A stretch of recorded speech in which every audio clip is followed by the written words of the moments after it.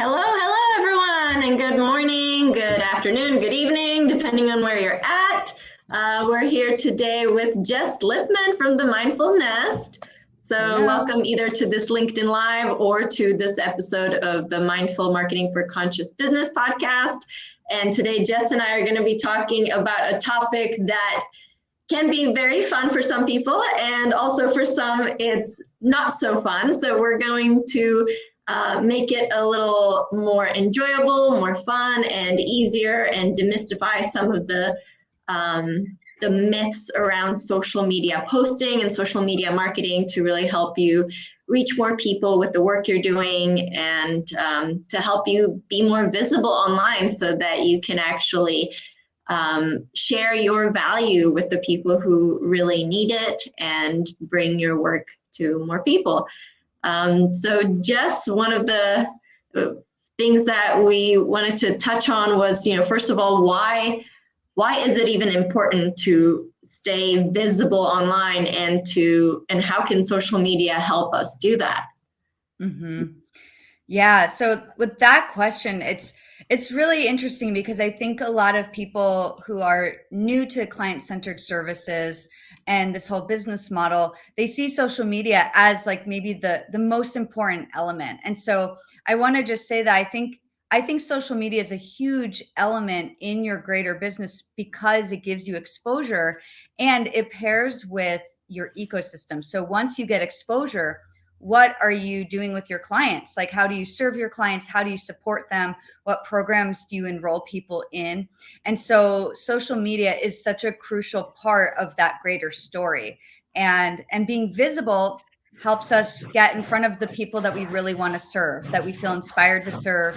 And so if you have this sense of purpose about what you want to be doing in the world and the impact you want to be making, this is one of those things where we could really see it as the means to that end. It's not, social media isn't the end all be all. And it can bring up some like resistance, or even like some people have marketing aversion, which is totally normal. But we get to remember, why am I here doing this? It's to connect with people. It's to actually call in people who really are looking for what I'm offering, and so that we can partner together on their transformation journey. And so that's just one way to kind of reframe visibility in social media and see it in the greater context. I like that. Yeah, like going back to the why, sometimes when it's hard to show up on social media, just seeing that as part of the process of helping people, that it's a way to bring value and to serve, because you can use social media to educate, to let them know more about the type of work you're doing, and to bring awareness to something that they might not have known about, through sharing about your services, or through sharing about some of the things that you would consider yourself to be an expert in. And it's also an opportunity to connect on a deeper personal level so that you can build that trust, know, and like factor, which is important. I mean, we can't disregard the importance of that, especially like in people that have service based businesses. So coaches, healers, teachers, facilitators, where people are going to be interacting with you one-on-one, they want to know who they're interacting with. They are interested in sometimes what's going on in your personal life. What are you doing with your family, or vacation, or fun things like that. Like, I know I personally enjoy seeing that. Like if there's someone I'm following and I enjoy reading their tips, but then also every once in a while I see a post and they're in this cool new place, or they're reading a cool book that they're sharing, I'm like, oh, this is cool, this is helpful. And it feels like I'm really connecting to that person, on a deeper level, other than just what they're sharing. So that's why I think it's important to kind of show up in both aspects. Again, I think it really depends on the type of business, because there are some businesses that are more B2B that serve businesses. And maybe with those, like if there's a LinkedIn company page, then that would be a different discussion, because there it might be more focused on like sharing tips and sharing value and resharing other people's posts. But on a personal page, where if you're the face of the brand, then you want to infuse some of you into it. And I think that's where today's conversation is important, because sometimes it can be hard for people to to know how much of themselves to put in their posts and how much to show up like spontaneously, and how much of their posting should be focused on the type of work they're doing. So what do you usually find? You work with a lot of, I think, mindfulness teachers, mindfulness facilitators, or those in service types of businesses. So what are you finding is some of the most common like resistance or blockages that people face in social media? Oh yeah. Well, so the first thing I see a lot of people and hear people report is that there's this belief that with social media, you have to be constantly using it and constantly posting or creating content or engaging on a daily basis. And so as a solopreneur, that can feel really overwhelming very fast. And for many people, they want to just opt out of all of that.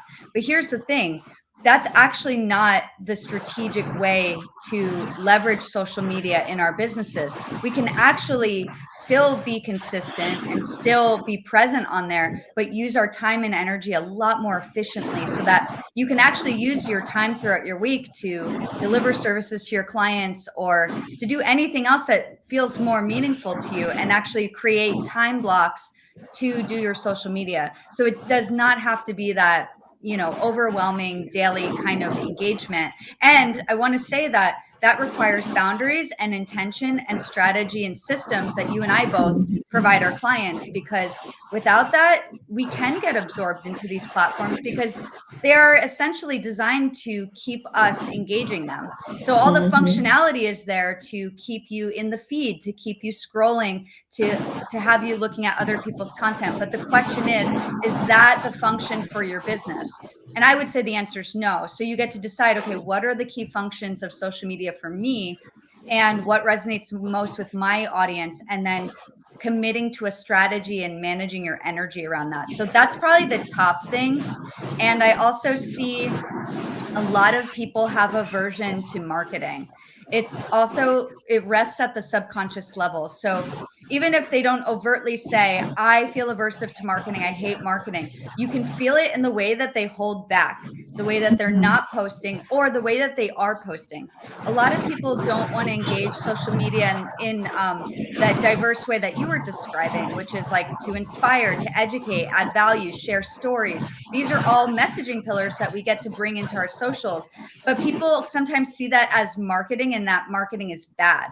And so they shy away from that. And what they end up doing is they just end up promoting their stuff, which is actually the sales part of marketing. So The the stuff thing that that they're trying to shy away from, and then they inadvertently basically do it. Yeah. Yeah, I so see that that I happen now. oftentimes see that where it's like the people who are most aversive to marketing are the ones who are doing sales stuff the most. So it's probably reinforcing this belief that marketing is bad and I'm doing marketing, when really you can actually do marketing in a way that's in integrity and alignment with your values. And that's the way you and I teach people is, okay, what feels good? What kind of messaging would be trauma informed? What helps you really connect with people without being salesy? And that actually helps you share about your programs from this place of pride and not shame. And so that's the other major thing, that it just keeps people away from being on camera or sharing openly and regularly on social media. And ultimately that aversion to marketing becomes the pitfall and the blockage from actually reaching the people you want to be helping. So yeah, what about you? What are you seeing with your clients? Well, I think one of the things you just touched on is, important to explore further. It's like this idea of marketing being something where you're only sharing about your offer or about your program, and you're like, hey, I've got this coming up, sign up, but forgetting the rest of the customer journey, which is something that I encounter when I first meet with people. They're excited about the new program they have or a launch of something, and they're like, hey, let's promote this, let's some people even in the heart-centered space say, hey, I want to push this, and it's funny how there's an aversion to like selling, but at the same time, people don't necessarily always have the knowledge of the importance of the customer journey. and how many steps it actually takes for someone to build the trust, to engage with your content, and to then take action. So how it goes from someone first seeing you online to them having to interact with you. You know, the number used to be like 7 times at least, but I think now it's a lot more, in order to trust you and to click on more things and to then learn about what you do. So it's not just posting something once or a few times and saying, hey, sign up for this, but it's continually really building a long-term relationship with the audience and knowing that you never know at what point of the customer journey you're going to meet people. And so when I talk to clients, I want to make sure that they have a way to meet people at whatever level they're at. And social media is often the entry point, because sometimes that's how they find you. They might see one of your posts and then they get curious and they're like, I wonder what else this person does. So they click on your website. But just because they click on your website doesn't mean they're actually going to sign up for your stuff just yet.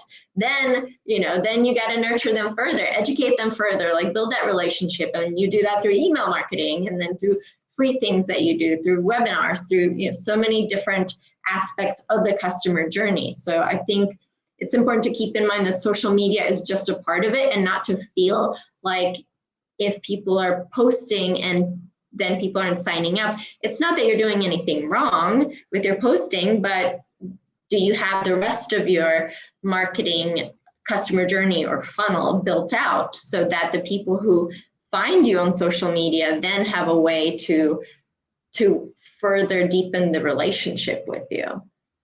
Totally. Yeah, what you just said is like spot on. It's like we get to understand what does social media do within that greater picture. And everything you shared about that customer journey, I use that word ecosystem. That's what happens in the ecosystem is once people find you on social media and they're inspired, what happens next? And oftentimes it's the welcome mat, and then it's an email sequence that's automated. So you set it up once and done, and now you're continuing to build a relationship with your ideal client by letting them get to know you more and letting them get to know the value proposition before you ever sell anything. Like that's the key. And so a lot of people, especially people starting out, which is a very normal thing, and it's actually a whole thing now on social media. You can sell straight from socials. However, it's a lot different than selling and then setting up an ecosystem that continues the journey in different mediums. And email marketing is very powerful. It's very effective, and it pairs well with social media. So I personally would say like socials doesn't replace all of that. It's all kind of together. And so when we can come into right relationship with social media, that's when we can understand like, oh, I get the function, and it helps manage the expectations, which is what I'm hearing you say. It's like, I can't expect one post to sell a $6,000 program. It's going to take you about who knows how many touch points, but that's the job of us, is like help you build the strategy with enough touch points and context and the right messaging that helps people feel into alignment and then sign up with you. But to remember, like it's the multiple touch points and the right messaging on social media that leads to those connections, that leads to those kinds of deeper partnerships that we're really looking for. And so it's just a reframe. It's like one post won't do it. It's just not going to. It won't do it for even your free stuff. It's not going to do it. And when you give away something free, the question is, okay, what happens next? And so as business owners, we get to think about those different steps and then build that in a manageable way. Because I know that can feel overwhelming. It's like, oh my gosh, you just said a million things I have to set up now. Well, it takes time, but with the right mentorship and systems and support and accountability, you can build all that. And then it's like freedom. Like sorry, I'm hearing a lot of feedback. Could you mute for 1 second? Let me see if that changes it. Oh, cool. Okay. I wanted to share something that I just shared on socials actually this morning on Instagram, which is I sometimes, I don't want to say break the rules because I don't think there are rules on social media, but I break the rules a little bit sometimes, and I'll go offline for like a month at a time here and there. I like to take breaks. And I also work with people who don't want to be on social media all the time either, but they still want to hit their business goals. And so I take breaks, and I actually took a break recently because of like a medical procedure that I got. And so I took about a month to just like not do content marketing and just focus on my clients.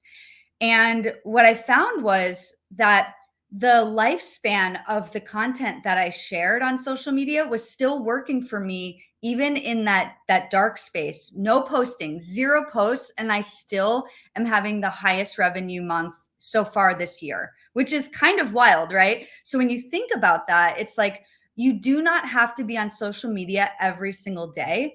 Yes, you can automate, and that would help you be consistent on there. But you can also, if you do it right and you have the right ecosystem set up after someone sees a post and you share with them, how do you go into my welcome mat and all that kind of stuff, it does lead to sales on a recurring basis.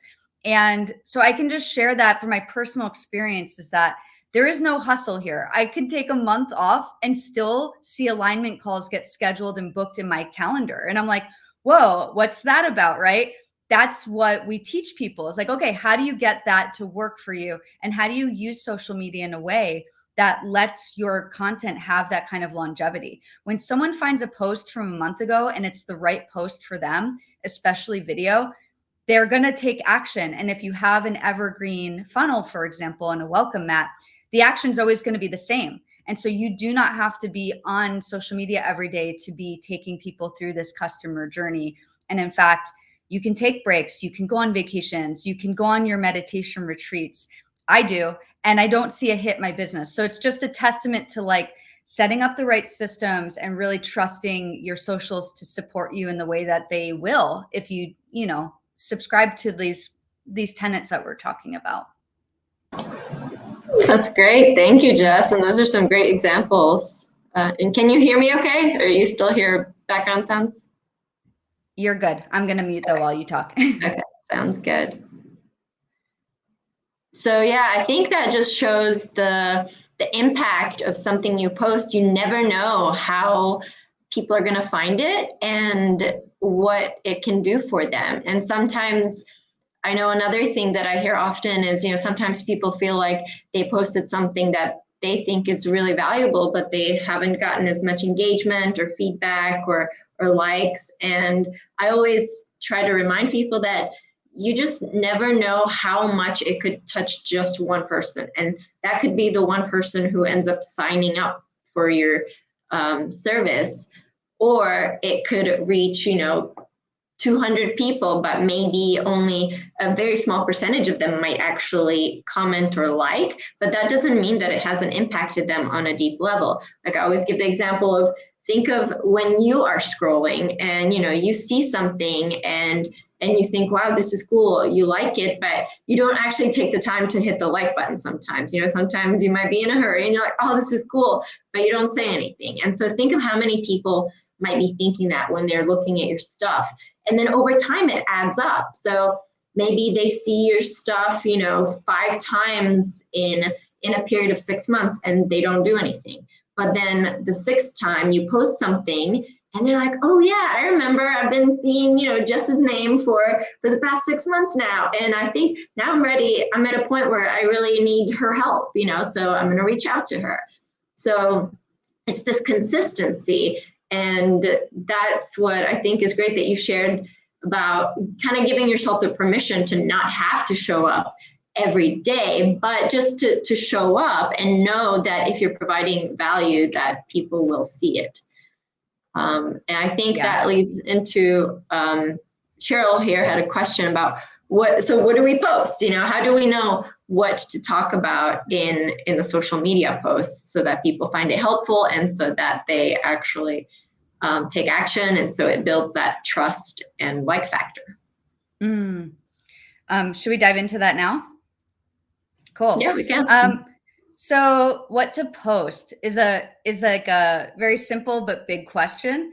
I'll just high level reflect back like what to post. I usually, there's 4 categories that we can consolidate our posts into. from a strategic standpoint. So there's inspire, which is like transformations, sharing other people's stories, sharing your own stories about before and after, and how these modalities that you support people with have impacted your life.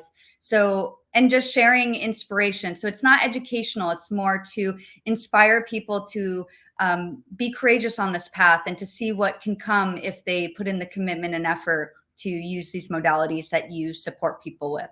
Then there's inform, which is, well, I'll start with educate. Then there's educate, which is you share strategies and tips and information about your modalities, psychoeducation perhaps.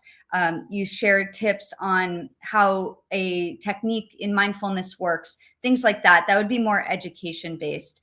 And that's really helpful because it's probably lacking some context. They can go deeper with you in your paid services, but it does build credibility and it helps them understand that A, you know what you're talking about, and B, it can actually help them immediately. So these are some tips that can be immediately integrated into their lives. And if they get a little bit of value, now they're like, oh, okay, I actually want to go deeper with this practitioner. How can I do that? So educate does that. And then inform is where you actually share about your programs and your services and your workshops. So you share what's coming up in your business. You share what's included, the price point, why it matters, who is this for. That's the inform types of posts and videos.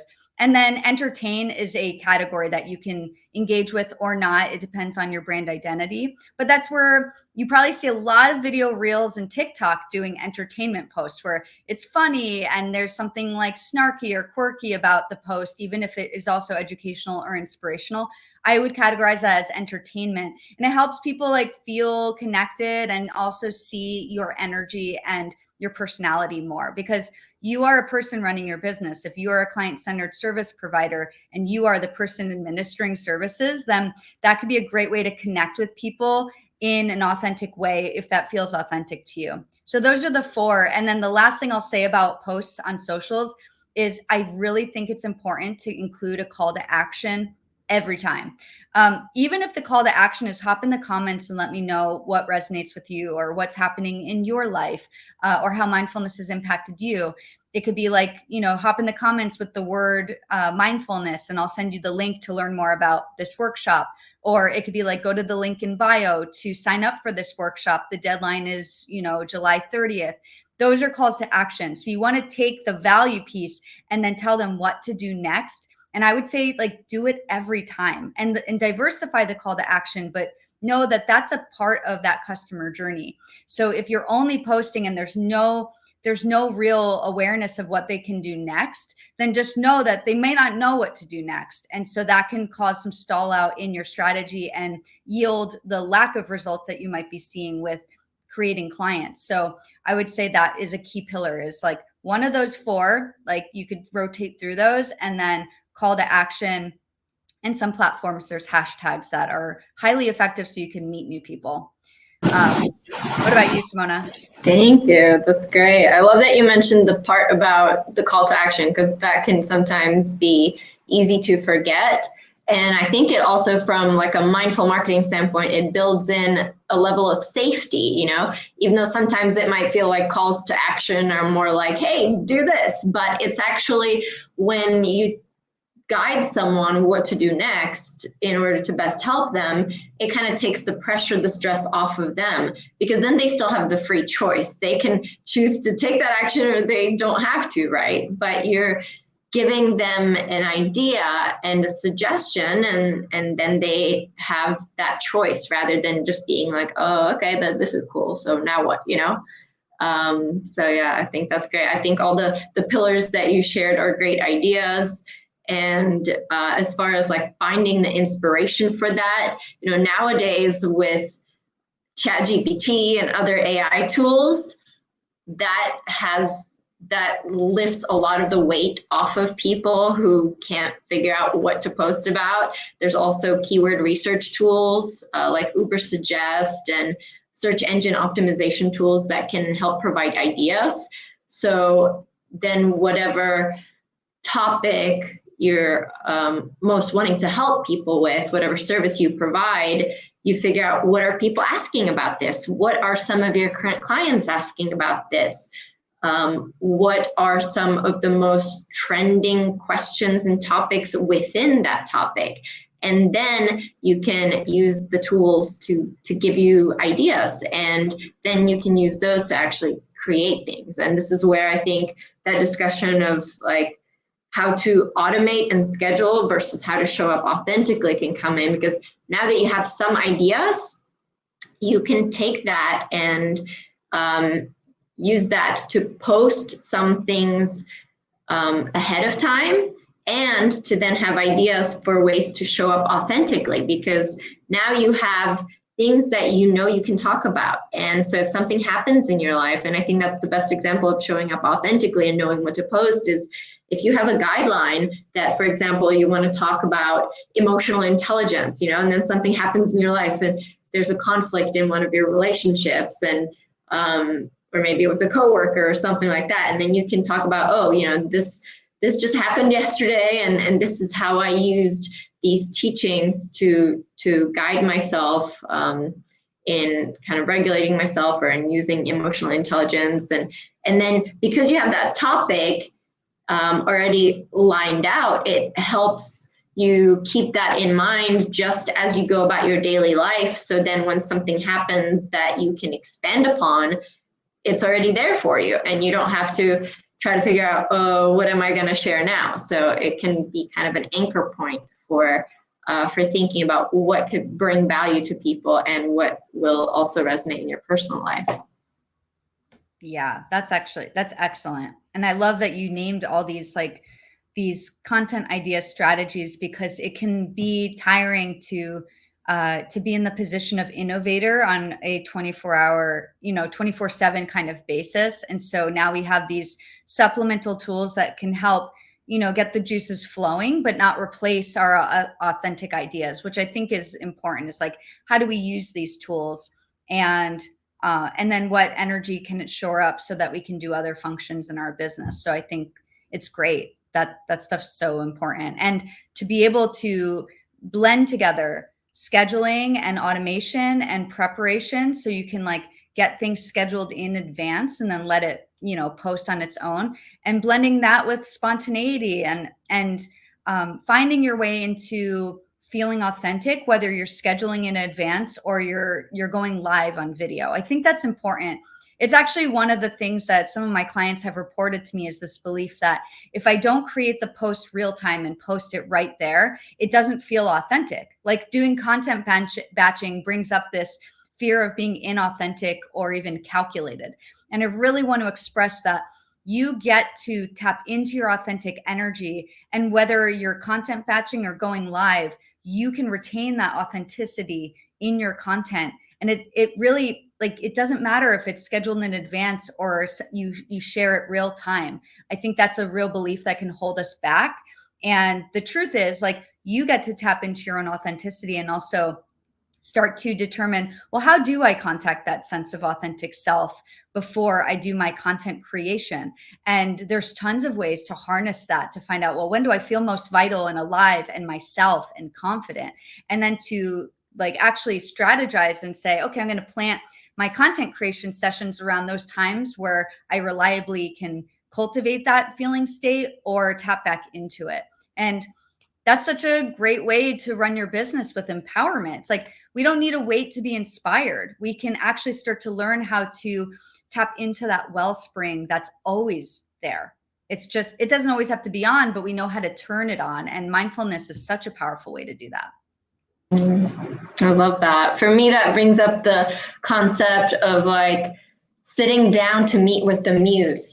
Sometimes we hope that the muse will just come and give us these ideas, and sometimes there's this pressure of thinking we have to create content, but we don't have any inspiration. But if we actually batch our times around when we feel most creative naturally, which I think we probably all have different, rhythms and different times when we feel inspired, then we dedicate that time and we just sit down and we meet with the muse and we express ourselves authentically, then whatever we write is still going to come from that authentic space. And I think the idea of books, for example, is a great idea, right? So if you read someone's book, it doesn't matter if that person is still alive, or if that person wrote it, 10 or 20 years ago, you can still really feel their energy. You can still feel that essence of the message in that book, and it doesn't make it any less important. And so you can think about the same when you're batching content. If you're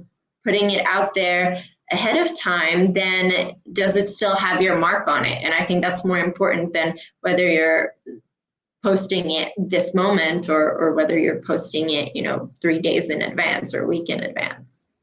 Totally. Yeah, right on. Like that is like that's it. The book analogy is perfect, and social media operates so similarly, and we get to trust that. We get to trust that our energy will be captured and received, and to also trust, why are we doing that? Why automate in the first place?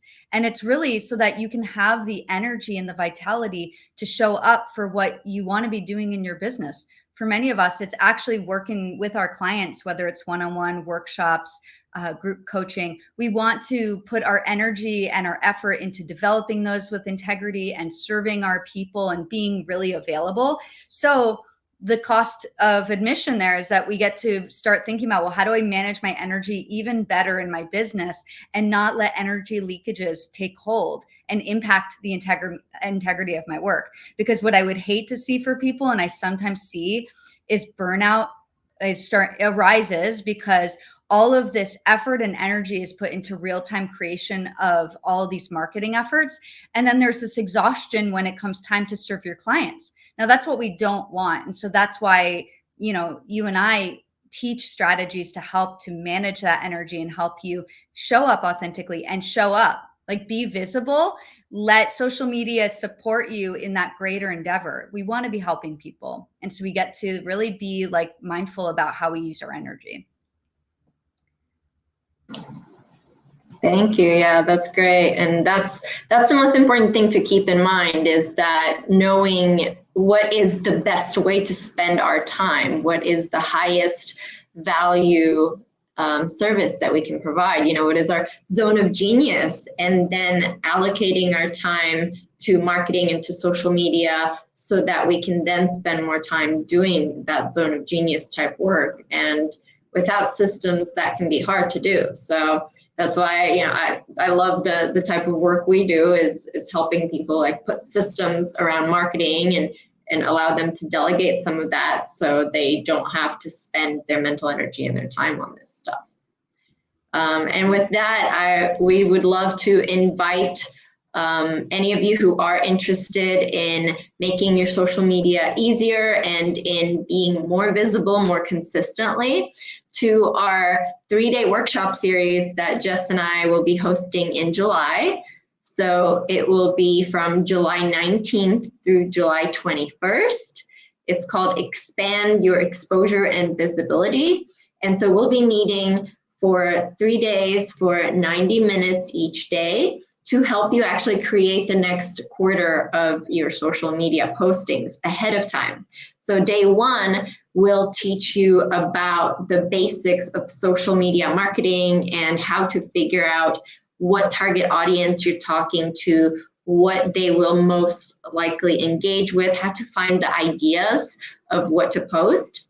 And then day 2, we're going to actually create the content. So we're going to use our time together to work together and to share tools that you can use to write the content and to start putting it into these content pillars if you wish, and to also build in that time or the inspiration for those spontaneous posts, and to start that flow of ideas for looking for opportunities in your life where you could then share those spontaneously.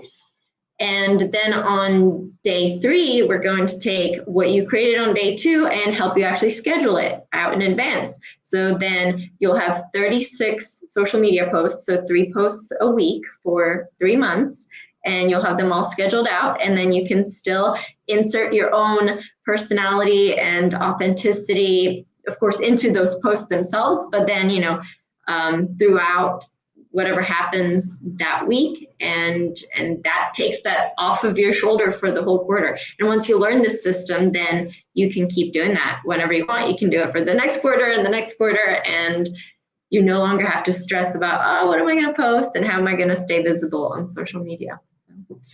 Did I forget anything about that, Jess?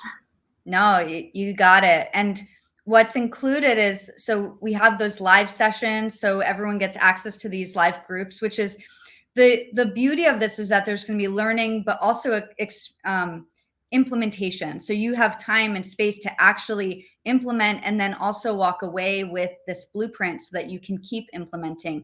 And like Simona said, there's also this capacity to take this blueprint and these systems that we're going to share with you, and then keep using it thereafter. We want you to keep using this for the rest of the year. So you'll be able to build 3 months of content, see that that's possible and how easy this is with the right strategies, and then to keep going, to make sure that that's consistently installed in your business so that you can keep reaching more people. So you get access to those lives, and you'll be in a supportive group of other inspiring entrepreneurs like yourself who are also on this path.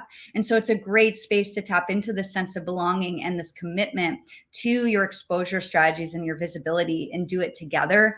And then you're going to get access to the replay, so you can revisit over the next 6 months as you continue to iterate this strategy and optimize it for yourself. And then we have this bonus, if you want to talk about it, Simona, about Chat GPT and this whole component that we're going to teach you there. Yeah, so for those of you who have not heard of Chat GPT yet, it's a tool that can do a lot of things, but in this context that we're talking about, in the context of social media, it can actually help you provide ideas for what to talk about, and it can even generate some of the text for you. So we're going to give you 10 of our favorite prompts that we use with ChatGPT to help you create your social media posts faster.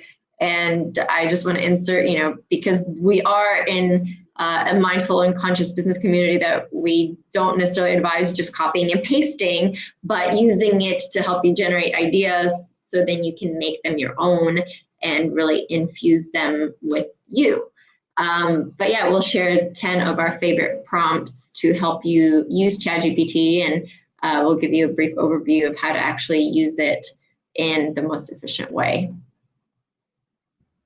Awesome. Yeah, I'm so excited about this. I really feel passionate about this, and I know this is such a centerpiece of the work you do, Simona, and it's also, a big thing that people need in business, and having the right systems and strategies can create so much relief. It can create so much inspiration and allow you the space to feel steady and sturdy, to then go explore and experiment and be creative. And if we don't feel steady and safe and secure, then being creative and innovative and creating content is going to be so hard. It's such an uphill battle. So that's why we've designed this training to the way that we did, is so that we can set you up so that you feel confident, you feel like, oh, I've got a handle on this, and I have the systems, I have the spreadsheets, I know the steps I need to take, and just taking out that guesswork so that you can do what you do best, which is share of yourself, be authentic, and connect with people, and do so from that creative, that curious place, because you know that you're really held by this, and you're using a proven system that we both use and that our clients use with success, and that can really help you call in more clients and the revenue so that you can do your impact work sustainably. Yeah, I love that.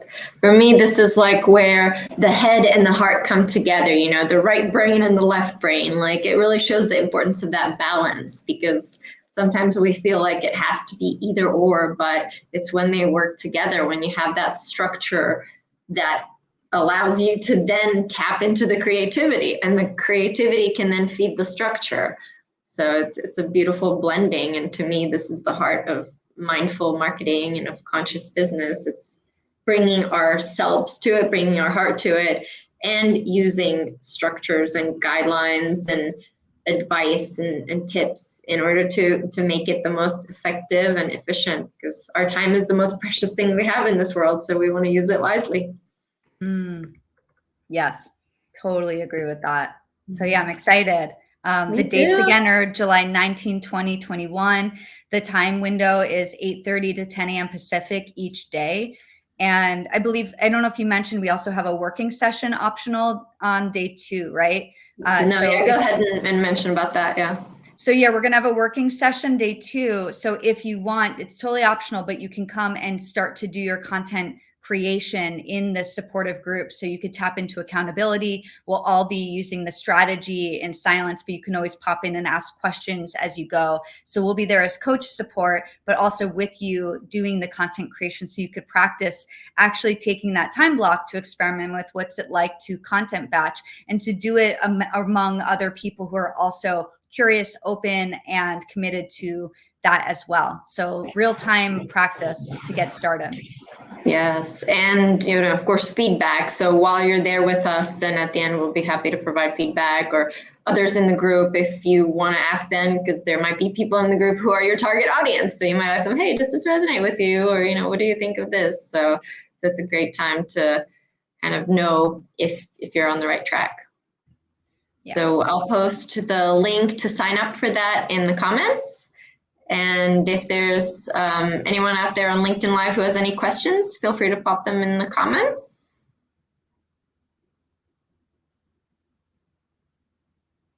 Otherwise, we'll go ahead and sign off. And we are super excited to have those of you who want to join us for the workshop.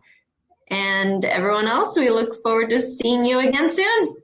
Thank you, Jess. Thank you. We'll talk soon. All right. Bye.